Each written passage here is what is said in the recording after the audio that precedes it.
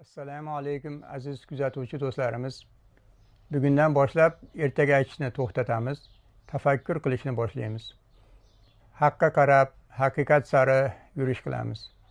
Zamonaviy ilm, diniy bilim, ruhiy teran tafakkur bilan fikr yuritamiz.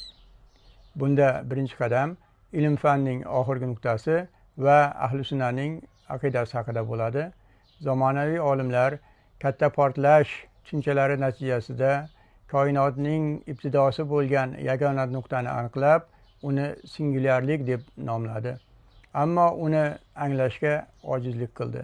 Chunki unda fizika qonunlari ishlamaydi.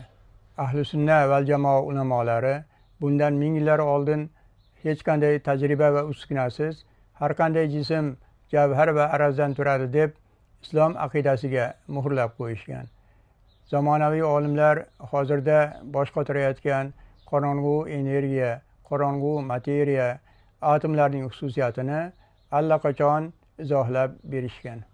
Avval la ilaha illalloh, Allohdan boshqa hech narsa yo'q edi.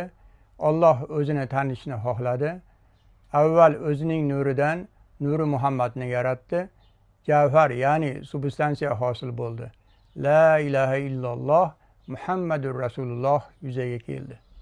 Javhar bo'lgan nur Muhammaddan ruhlar, ya'ni araz yaraldi. Ular la ilaha illalloh Muhammadur Rasululloh deb guvohlik berishdi. Bu islomda al-misoh deyiladi.